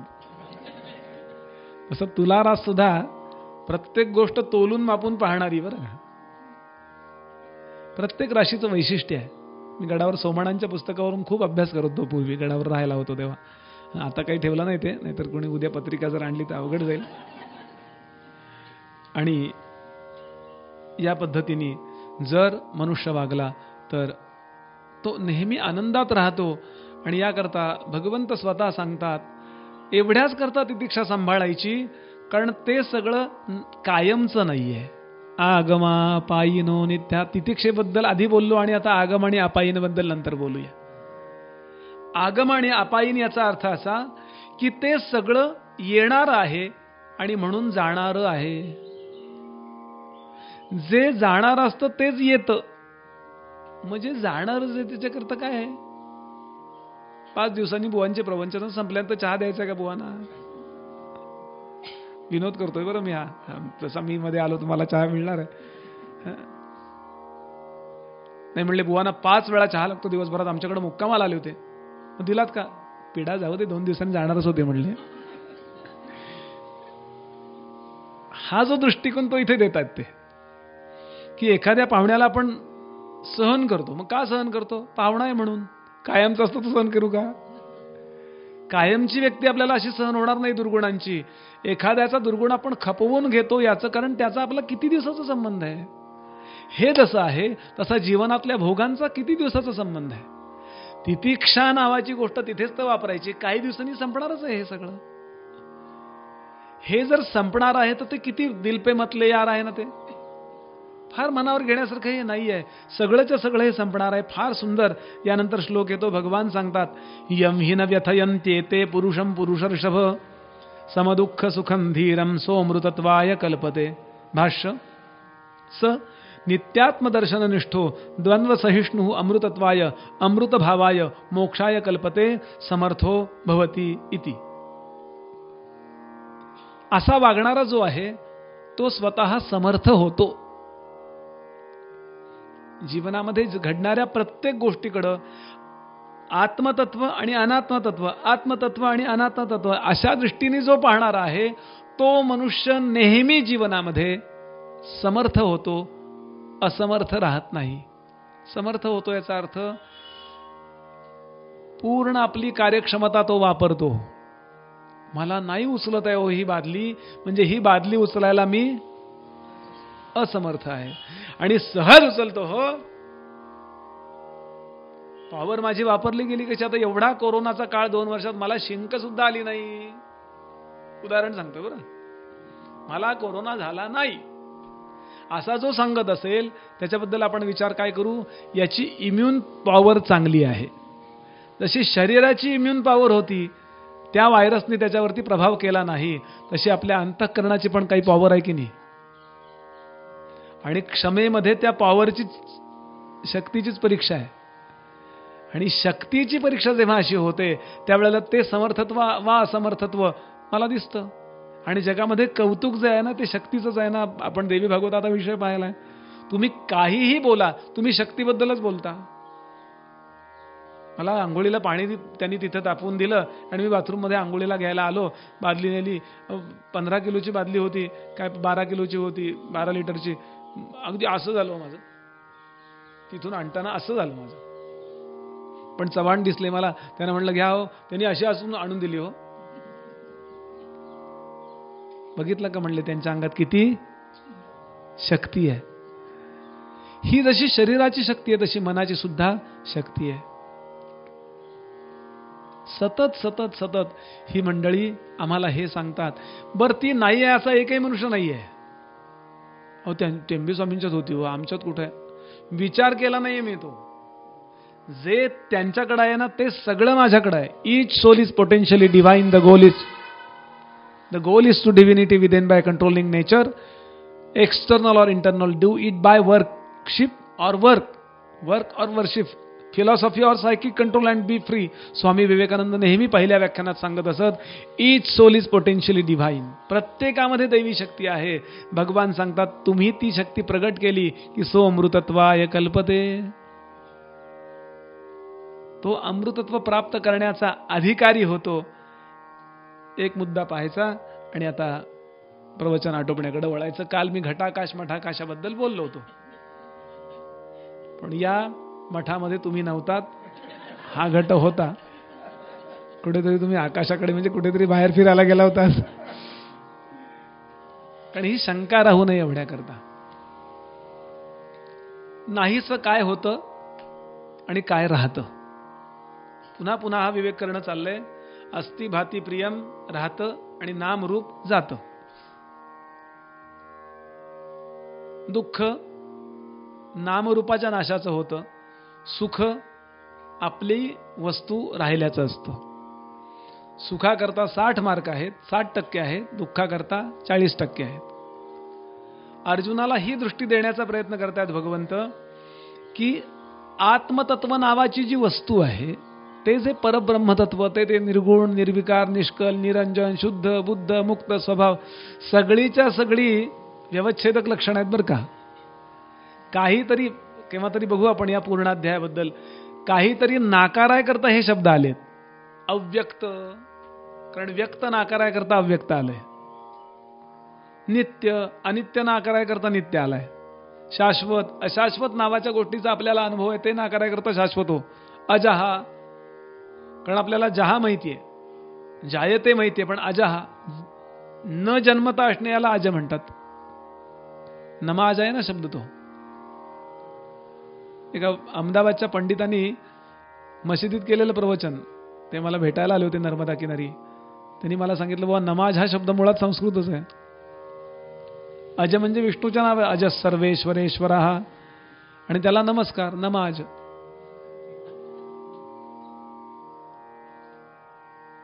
मला वाटतं असे लोक मुख्य पाहिजे तो, म्हणजे सगळीकडे भांडण संपूनच जाईल. म्हणजे हे कारण राहणार नाही भांडायला. धर्माचं. असो, प्रत्येकाच्या देहामध्ये चैतन्य आहे. ते प्रकट होत असेल तर त्या माणसाला आपण जिवंत समजतो, आणि ते प्रकट होणं बंद झालं की त्याला मेलेला असं समजतो. हर घट में है साईया, खाली घटना कोय, कबीर. मग प्रश्न असा आहे, माझ्या तुमच्या शरीरातलं जे चैतन्य आहे आणि कृष्णांच्या ज्ञानोबांच्या शरीरातलं चैतन्य आहे, हे वेगळं आहे का हो? किंवा पृथ्वी चालवणारी, पृथ्वी याचा अर्थ सगळं ब्रह्मांड चालवणारी व्यवस्था आहे, त्या ईश्वराची पण जी विराट तनू आहे त्याच्यामध्ये पण चैतन्य आहे, हे वेगळं आहे का? तर तरतम भावानं विचार केला, अंशी भावानं विचार केला तर ते कमी जास्त आहे. तरतम भावानं विचार केला, अंशी भावानं विचार केला तर ममैवांशो जीवलोके जीवभूत सनातनः मनःष्ठानी इंद्रियाणी प्रकृती स्थानी कर्षयेत. ईश्वराच्या म्हणजे ब्रह्मांडाला चालवणाऱ्या त्या रज, सत्व आणि तम यांचा जो मास्टर आहे त्याला ईश्वर म्हणायचं. त्याच्यातलं चैतन्य आणि या छोट्याशा कुडीतलं चैतन्य याचं प्रमाण वेगळं वेगळं आहे, आणि त्याच्याही बाहेर काही चैतन्य आहे. ब्रह्मांड निरपेक्ष चैतन्य पण आहे, त्याला ब्रह्मतत्व म्हणायचं. याकरता आमच्याकडे उदाहरण दिलं, एक माठ आहे, घट आहे, मातीचा डेरा आहे, थंड पाण्याकरता आपण वापरतो ना, तो मोकळा ठेवलाय, नुकताच आणला आणि ठेवला. त्याच्या आतमध्ये पोकळी आहे की नाही हो? त्या पोकळीला वेदांताने नाव दिलं घटाच्या आतलं आकाश म्हणून घटाकाश. तो ज्या आश्रमात ठेवलाय, ज्या घरात ठेवलाय, त्याचा जो मोठा हॉल आहे तिथे पण हवा आहे, हवा म्हणजे पोकळी आहे, त्याला नाव दिलं मठाच्या आतलं आकाश म्हणजे मठाकाश. आणि त्या घराच्या बाहेर पण आकाश आहे की नाही, याला नाव दिलं महदाकाश. समर्थांनी अजून एक चिदाकाश पण दिलंय बरं, त्याचा विचार नंतर करू. आता 3 आकाश झाली की नाही?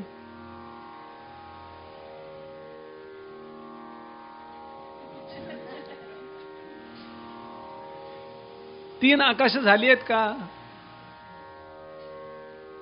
का नाही झाली?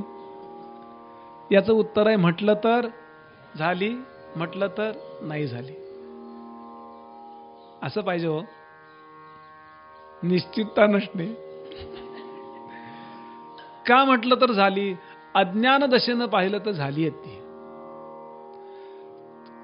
त्या माठात आकाश कधी शिरलं नाही. तो त्यांचं असं आहे, जसं तालिबान आणि अमेरिका यांच्या सह्या झाल्या ना दोह्याला, असं कुंभार आणि आकाश यांच्या सह्या झाल्या. तू माठ तयार करायला सुरुवात केलास ना की हळूहळू मी त्यात शिरीन बरं. 31 ऑगस्टच्या आत बाहेर. असं काही झालंय का? बर, कधी आकाश शिरलं हो आतमध्ये? त्या कधी शिरलं? याचं उत्तर तुम्ही हेच द्याल की माठ तयार केला तेव्हा. बर, ठीक आहे. मग त्याच्या आधी ते कुठं होतं? ते आधी ते आकाशातच होतं. बर, मग आता आकाशात नाहीये का ते? आहे की नाही मुंग्या येण्यासारखं? बर, माठ फुटला. माठ फुटल्यानंतर ते आकाश 31 ऑगस्ट सारखं सगळेच्या सगळे लिफ्ट करून नेले. असं ते आकाश मठाच्या आकाशामध्ये विलीन झालं का? काय म्हणाल तुम्ही, झालं का नाही झालं? तो समजा बंद धरा, अगदी मोठा मोकळा ठेवला ना तर ते कनेक्ट दिसतं. बंद धरा तरी आतमध्ये आकाश आहे की नाही? चेंडूच्या आतमध्ये आकाश आतमध्ये आहे की नाही? बाहेरही आहे की नाही? चेंडू फुटला आणि अगदी त्याचं अगदी लक्तरं काढली मी. तो लेदरचा चेंडू असाच अगदी मी त्याची पोळी केली. आता कुठे गेला आकाश? म्हणून परब्रह्म तत्वाला किंवा भगवंताला वा सद्गुरूंना उपमाच द्यायची झाली तर आकाशाची दिली आहे. गगन सदृशम. ज्याला ब्रह्मज्ञान व्हावं असं वाटतं त्यानं सातत्यानं आकाशाचा विचार करा. बरेचसे सद्गुण दुर्गुण नव्हे, बरेचसे गुण आकाशाचे आणि आत्म्याचे सारखे आहेत. म्हणून लक्षात ठेवायचं, अंश भावाने ईश्वराचा आत्मा आणि जीवाचा आत्मा हे समर्थ वा असमर्थ वाटले तरी सुद्धा ते दोन नाहीत. आपण काहीतरी फिक्स फिलॉसॉफी धरतो म्हणून ते धरावं लागतं. मग धरायचीच असेल तर जास्तीत जास्त मॅच्युअर फिलॉसॉफी धरा ना, जास्तीत जास्त परिपक्व तत्वज्ञान गृहीत धरा. म्हणून हे तीन नाहीत. कळाय करता तीन सांगितले. महदाकाश सांगितलं, आश्रम पाडला. आता त्या मठाचं आकाश जे होतं ते महदाकाशाशी मिक्स झालं की नाही? आधी मिक्स नव्हतं का? उपाधीमुळे आपल्याला तीनचा भास होतोय. तीनचा भास हा माझा गैरसमज आहे, माझी अज्ञान दशा. त्यामुळे मला जेवढ्या लेवलचं कळतं ना तेवढ्या लेवलला सांगून येऊन सांगायचं ते प्रयत्न करतायत. म्हणून जास्तीत जास्त परिपक्व श्रवण एवढ्या करता करायचं वा चिंतन एवढ्या करता करायचंच आहे ना, तो इतकं परिपक्व चिंतन करा की क्लिक होऊ द्या. माझ्या गुरुजींचा शब्द आहे, क्लिक होऊ द्या. म्हणजे क्लिक होऊ द्या, म्हणजे क्लिक होऊ द्या. तिथे नको ते अडकून. नाहीतर घटन मठन महद या तीनात जर मी अडकलो ना याच्यात, मग ते मला चिदाकाश कळणारच नाही आहे. आणि म्हणून समर्थ म्हणाले या तिन्हीत आहे. आणि या उपाधी रहित जर पाहिलं तर त्याला म्हणायचं चिदाकाश. चिदानंद रूप शिवोहम शिवोहम. म्हणून जीव, ईश्वर आणि ब्रह्म हे तीन नाहीत. विश्व नावाची गोष्ट आपण मानतोय म्हणून या तीन बद्दल मांडणी करावी लागली.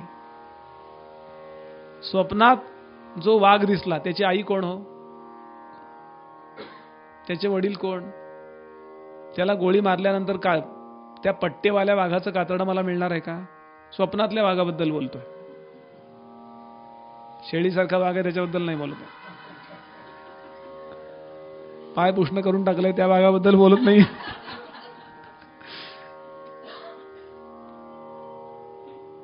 माझ्या पदरचं नाही, ज्ञानोबांची ओवी आहे, वांझेची या लेका कैची जन्मपत्रिका. या बोधावर पुन्हा पुन्हा स्थिर राहण्याकरता बोलायचं आणि ऐकायचं. तोपर्यंत बोलत राहायचं आणि तोपर्यंत ऐकत राहायचं जोपर्यंत अनुभव येत नाही. कारण हे श्रवण केल्याचा परिणाम असा होतो, तुम्ही जरी नाही विचार केला किंवा केलात तरी सुद्धा मला न विचारता हेच विचार सुरू होतात. जागृतीत वा स्वप्नातही हेच चालतं. तुकोबांचं काय झालंय? सद्गुरूंच्या तळमळीचा परिणाम असा झाला की स्वप्नात आले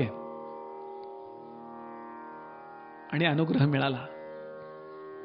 माघशुद्ध दशमी पाहुनी गुरुवार केला अंगीकार. तुका म्हणे भोजना मागती तूप पावशेर पडिला विसर स्वप्ना माझे.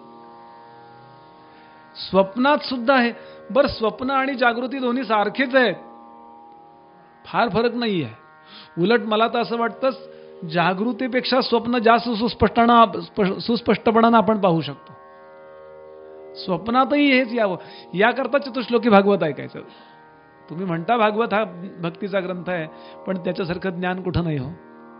भक्तिसूत्रातल्या या ब्रह्मसूत्रातल्या दुसऱ्या सूत्रापासून सुरू झालाय तो. ब्रह्मसूत्रातलं दुसरं सूत्र आपण काल पाहिलं होतं, जन्माद्यस्य यतः. आणि हाच पहिला श्लोक आहे भागवतातला, जन्माद्यस्य यतोन्वयादितरत. म्हणून असं इंटरकनेक्टेड असणारं भक्ती आणि ज्ञान सांगतात. आणि आता यानंतर पुढचा मुद्दा येतो, नासतो विद्यते भावो ना भावो. अतिशय महत्वाचा श्लोक. नासतो विद्यते भावो ना भावो विद्यते सतः उभयोरपि दृष्टोंतस त्वनयोस्तत्वदर्शिभिः. भाष्य. नासतः अविद्यामानस्य शीतोष्णदोः कारणस्य न विद्यते नास्ति भावो भवनम अस्तिता न हि शीतोष्णादिसकारणं प्रमाणैः निरूप्यमाणं वस्तु संभवति. अर्थ.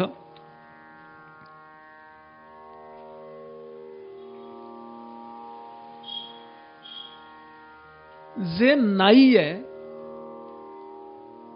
ते आहे असं कधी होत नसतं. उदाहरणार्थ, दोरी नावाची गोष्ट आहे आणि भासणाऱ्याला तो साप भासला, तो प्रकट झालाय का हो? कुठल्या बिळोतून आला, कुठल्या जातीचा आहे?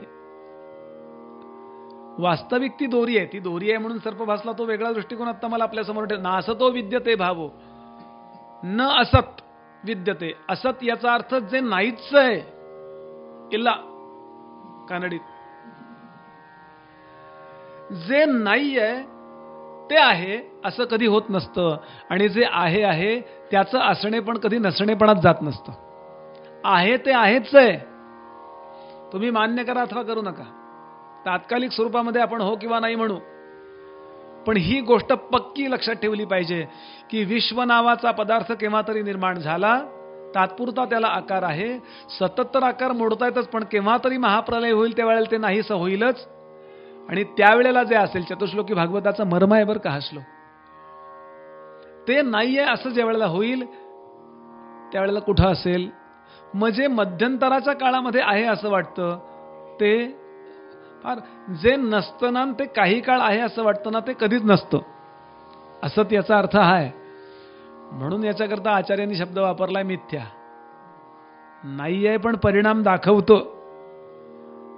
पार्ल्याला गेलो होतो मी कीर्तनाला आणि 4थ्या मजल्यावर उभा होतो. सकाळची वेळ होती. वरून पाहिलं, मला 8 आण्याचं, तेव्हा 8 आण्याचं नाणं चालायचं. 8 आण्याचं चकचकणारं नाणं दिसलं. आता कीर्तनामध्ये आमचं लक्ष आरतीकडेच असतं, म्हणजे आरती नावाच्या स्त्रीकडे नव्हे हो, क्षमा करा. नाही तर हभपचा एकाने अर्थ हळूच भलतीकडे पाहणारा हभप असं केला. हभप, एकाने सांगितलं हळूच भजी पळवणारा हभप. नाही तसं नाहीये. हरिभक्तीपरायण म्हणजे हरिभक्तीपरायण, मग हभप असं आहे बरं. पण गमतीनं आम्ही म्हणतो की गोव्याला म्हण आहे, कोळ्याचं लक्ष भरतीवर आणि बुवाचं लक्ष आरतीवर. तर भरकन वरतून खाली आलो, एक कल्पना म्हणून लक्षात घ्या. आणि तेवढ्यात कोणी नाही आणलेलं म्हणून मी 3ऱ्या मजल्यावरनं बघितलं. माझ्या लक्षात आलं गैरसमज होता. 8 आणे नाही, ते रुपयाचं नाणं आहे. एवढ्यात 8 आणे वाढले हो. एवढं सेन्सेक्सचे सुद्धा वाढत नाहीत, निफ्टी सुद्धा एवढी वाढत नाही. 2ऱ्या मजल्यावर आलो, पाहिलं कोणी नेलं नाही ना, ते 2 रुपयाचं नाणं दिसलं. हा, आता तर माझ्या आनंदाला हा. आणि भरकन मी अगदी त्या नाण्यापर्यंत आलो. आता बघत बसायला नको म्हणलं. अहो, सोडा बाटलीचं झाकण उलटं पडलं होतं. भगवान सांगतात, एखाद्या बाटलीचं चकचकणारं बूच नाणं कधीच असू शकत नाही. नासतो विद्यते भावो. खरं नाणं मला मिळालं, अगदी तसं ते बूच असेल का? ते जे टोपण आहे तसं टोपण असेल का? ना भावो विद्यते स्वतः. आणि म्हणून मला सतत माझ्या दृष्टीला ही ज्ञानोबांची इथे छान उभी आहे. म्हणाले असं असून सुद्धा जीवाला जी अनेक जन्माची सवय लागली, पंच ज्ञानेंद्रियांच्या माध्यमातून प्रत्येक गोष्ट प्रूव्ह करून बघायची. डोळ्यांनी दिसलं तरच खरं, कानाने ऐकू आलं तरच खरं, त्वचेला कळलं तर तेच खरं. अरे साधा विचार करावा. बुद्धी ज्या अर्थी विचार करते ती विचार डोळ्यांनी करत नाहीये. बुद्धीच्या मागं काहीतरी अशी सिस्टीम उभी आहे, त्यामुळे बुद्धी ऍक्टिव्हेट झाली आहे. हा विचार बुद्धी कधीच करत नाही. म्हणून ज्ञानोबांची उभी आहे, लचकलिया दिठी. आपल्याला हात लचकण्याचा अनुभव आहे.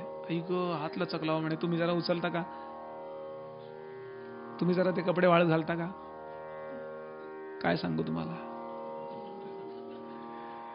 पाय लचकण्याचा आपल्याला अनुभव आहे, पाठ लचकण्याचा अनुभव आहे. ज्ञानोबा म्हणाले, जीवाची दृष्टी लचकली आहे आणि दुसरा अध्याय फक्त ती दृष्टी सारखे करणं चाललंय, म्हणजे योग्य तो नंबरचा चष्मा देणं चाललंय. माझे गुरुजी सांगतात, आपण डोळ्याच्या डॉक्टरकडे गेल्यावर पहिल्यांदा तो काय करतो, कुठेतरी बसवतो आणि पहिल्यांदा पूर्ण आंधळ्याचा चष्मा घालतो. इकडं तर पूर्णच बंद करतो आणि मग एक एक काच घालून. आता कसं दिसतंय, आता कसं दिसतंय, दिसतंय का तुम्हाला? अबकड. तसंच सद्गुरू करतात, कुठेतरी बसवतात आणि इथे नाही दृष्टी देत, इथे देतात. रस ओतीला कानात येऊनी झोंबला नयनात, वैद्य भेटला सुखदाता, रोगा पालट झाला आता. रस भिडला हाडा सांधी, देहा पालटली बुद्धी.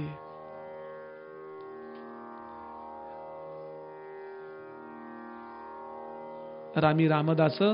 ते म्हणाले गुरु न्याहळी रामदास. दिव्य देही ओतीला रस गुरु न्याहळी रामदास. ही दृष्टी देणं चाललंय. आणि याकरता भगवान सांगतात एक त्रैराशिक मांडा. एकच लावा उदबत्ती हो.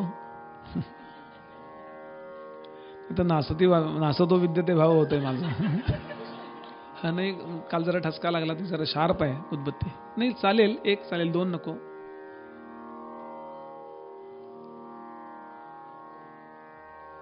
बारकाईने विचार करा. आपण हा वेदांत रोज जगतोय. सगळेजण जगतायत. मुंगी सुद्धा जगतीये. या जगात मरण कुणाला आवडतं का? चला म्हणले आता मरायला मोकळा झाला, म्हणू द्या, गमतीने म्हणू आपण.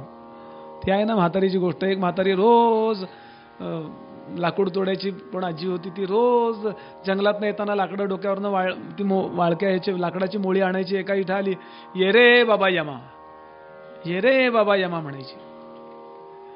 आई ग, एक दिवस खरंच यम आला की हो, रेड्याला घेऊन आला. रेडी होता तो, तयार होता. ये म्हटलं काय आजी तुम्हाला न्यायला, तुला कोणी न्यायला बोलवलंय, मोळी उचलून दे डोक्यावर. माऊलींची ओवी आहे, देखा मरा हा बोल न साहती आणि मेलिया तरी रडती. नासतो विद्यते भावोचा हा विचार करा की मरण का नको आम्हाला. मरणे हा शब्द सुद्धा ऐकवत नाही. मुलगा धावत धावत आला, आई आई आई आई, ते 2 गल्ल्या सोडून ते आजोबा राहत होते ना, ते मेले. मेले म्हणू नको, गेले म्हण. का मरणे हा शब्द आम्हाला का चालत नाही? याचं कारण असं, आपल्या आतमध्ये पक्क आहे ते स्वतःच्या अमृतत्वाबद्दलचं भान. मरण नावाची गोष्ट मला नाहीच आहे हे केव्हा तरी वरती येतं. ओरिजिनल असताना स्वभावेची धावे, अंतरीचे धावे स्वभावे बाहेरी. पुण्यातलीच घटना आहे. कोण असा मनुष्य आला होता शनिवार वाड्यात, मी कुठल्या भाषेचा आहे ओळखा. कॉनडीत बोलतो, गुजरातीत बोलतो, हिंदीत बोलतो, काय कुठल्या भाषेच्या, सगळ्या भाषेत बोलतो. ನನಗೆ ಕನ್ನಡ ಬರ್ತದೆ. ನಾನು ಕನ್ನಡ, मराठी पण येतं, मी मराठी, सगळं ओळखून दाखवा. तर आली पंचायत. सगळ्यांनी नानांकडे पाहिलं. फडणवीसांची गरज लागतेच हो. नारायणाला सोडवायला सुद्धा फडणवीस लागतात, लक्षात ठेवा.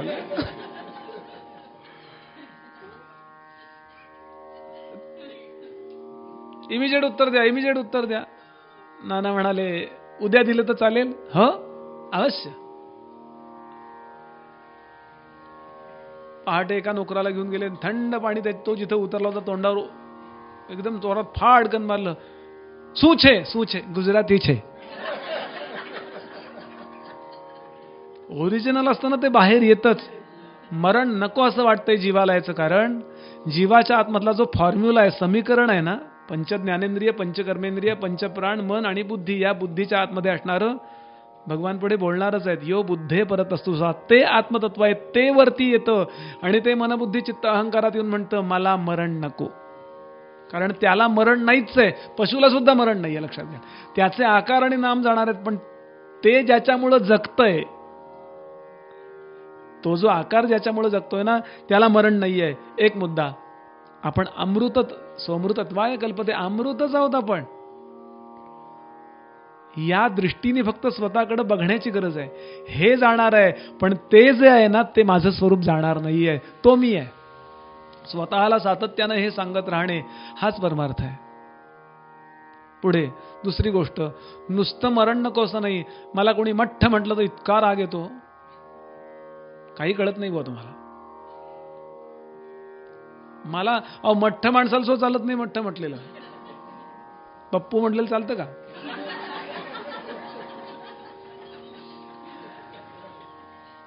नाही चालत.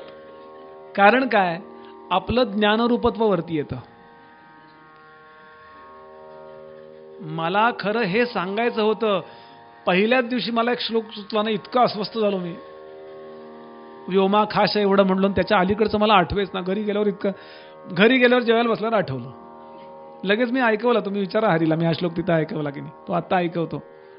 तो कवी सांगतो देवाला, आनीता नटवन्मया तव पुरहा श्रीरामया भूमिका व्योमाकाश खखांभराब्दी वसवहा त्वत्प्रीतये द्यावधी.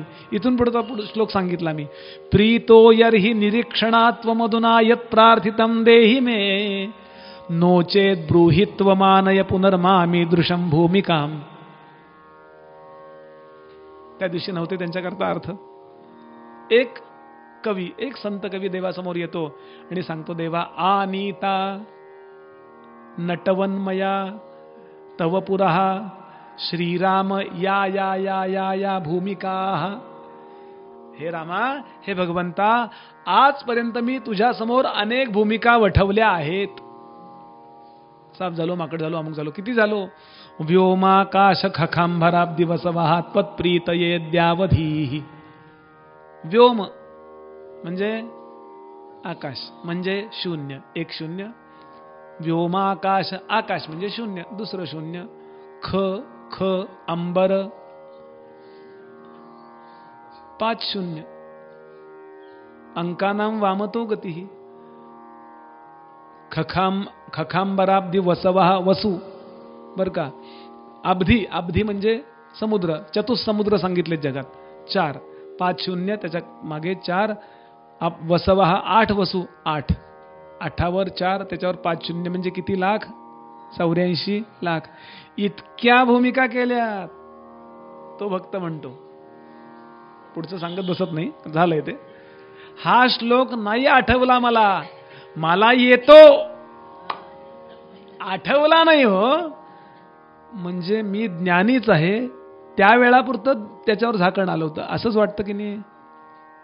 मला काही येत नाही, ही गोष्ट सहन होत नाही. बघा, शिकून मोठा होईल मी पाठ करीन. हे जे सतत जीवाला वाटतं, जेवढा तो परिपक्व होईल ना, तेवढं ते वरती येतं.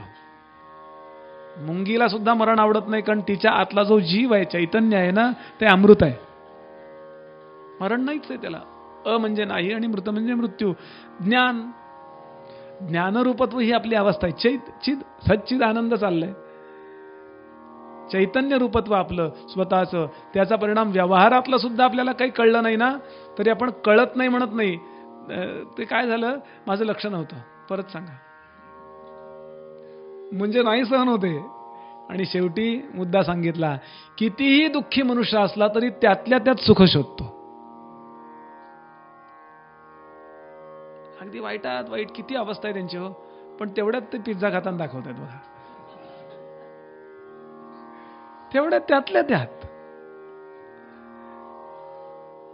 आपण बारकाईनं बघा, झोपडपट्टीतली मुलं पण बघितली असतील, रडताना कधी बघितलीत का? किती दारिद्र्य. आमच्याकडे काय गाड्या घोड्या अमकं तमकं सगळं आहे, हे यातलं काही नाहीये, तरी सुद्धा मी काय उदाहरण देतोय, वाईटातला वाईट, दुःखातला दुःखी मनुष्य सुद्धा त्यातल्या त्यात सुख शोधतो. वेळ पडली तर तो देह टाकतो. याचं कारण काय? याचं कारण जन्मण्यापेक्षा मरण त्याला सुखावह वाटतं. सुख शोधणे ही मनुष्याची स्वाभाविक प्रकृती आहे. याचं कारण मूळ आपण आनंद रूप आहोत. सत चा प्रभाव आपण नाही, ही अवस्था आपल्याला सहन होत नाही. मरण याचा अर्थ नाही. चिद याचा प्रभाव अज्ञानत्व. मला तुमचं नाव आठवलं नाही ना तरी मनुष्य अस्वस्थ होतो बघा.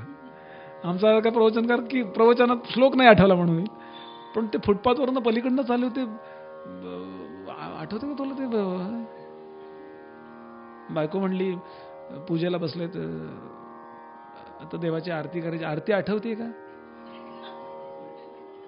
2दा आली आरती आज. नवरा म्हणला हो, आपण आधी त्या गावाला राहायचो, ते वरच्या मजल्यावर राहायची.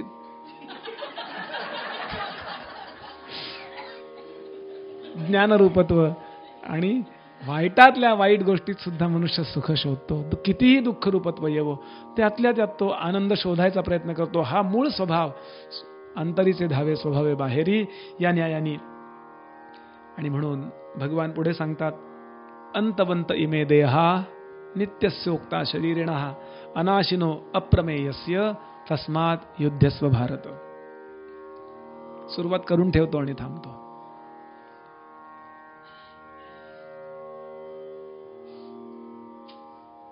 जे जाणार आहे ते काय जाणार आहे? तर नित्यानं धारण केलेलं अनित्य जाणार आहे. आत्मचैतन्यानं धारण केलेली उपाधी जाणार आहे. उपाधी म्हणूनच त्याला उपाधी म्हणायचं. मग जे निश्चित जाणार आहे, जे काही काळापुरतं आहे, जे कायमचं नाहीये, ते कायम सुख देईल कसं अर्जुना?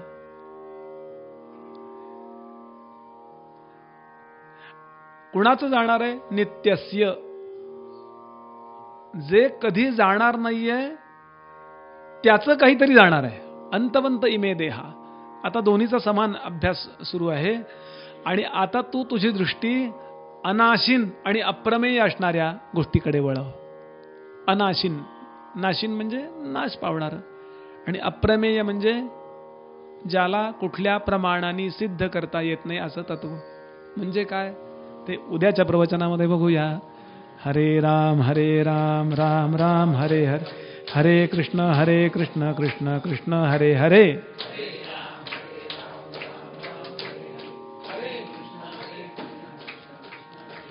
हरे राम राम राम हरे हरे, हरे कृष्ण कृष्ण कृष्ण हरे हरे.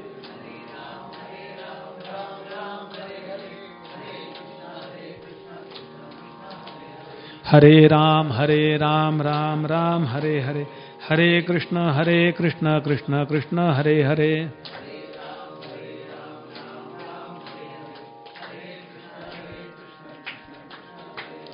हरे राम राम राम हरे हरे, हरे कृष्ण कृष्ण कृष्ण हरे हरे.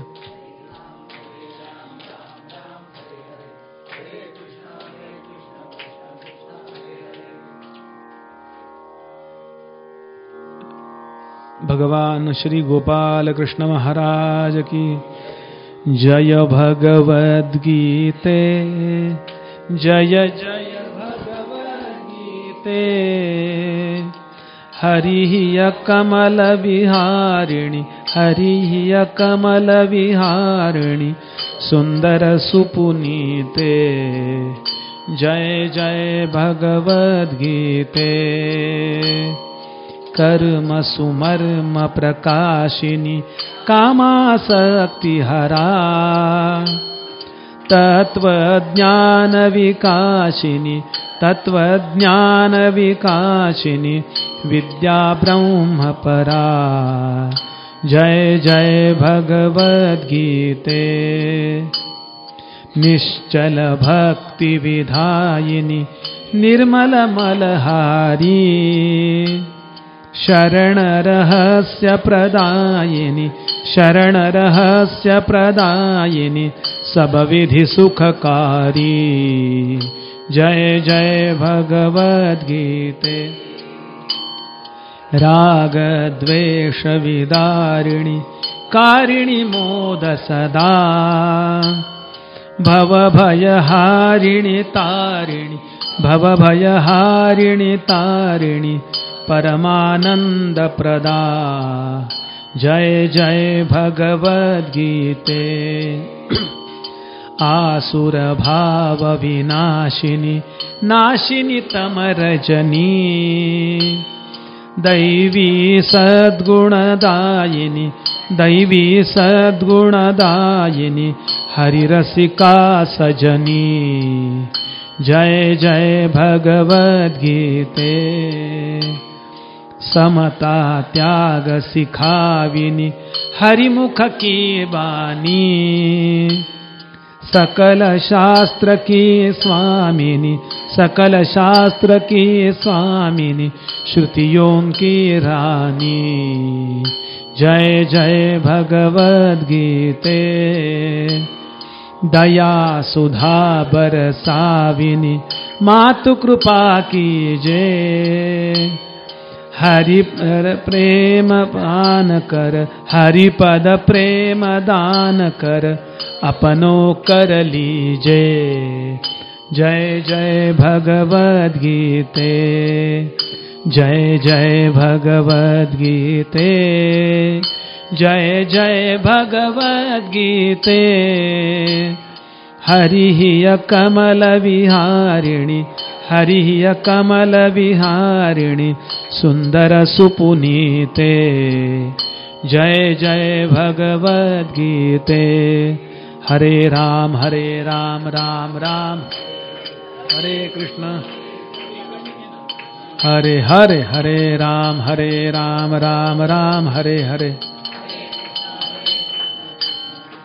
राजाधिराज प्रभु रामचंद्र महाराज की, भगवान श्री गोपाल कृष्ण महाराज की, श्रीमद् जगद्गुरु शंकराचार्य स्वामी महाराज की, माऊली ज्ञानेश्वर महाराज की, सर्व संतन की जय। सदा सर्वदा योग तुझा घडावा, तुझे कारणी देह माझा पडावा, उपेक्षू नको गुणवंता अनंता, रघुनायका मागणे हेची आता, जय जय रघुवीर समर्थ।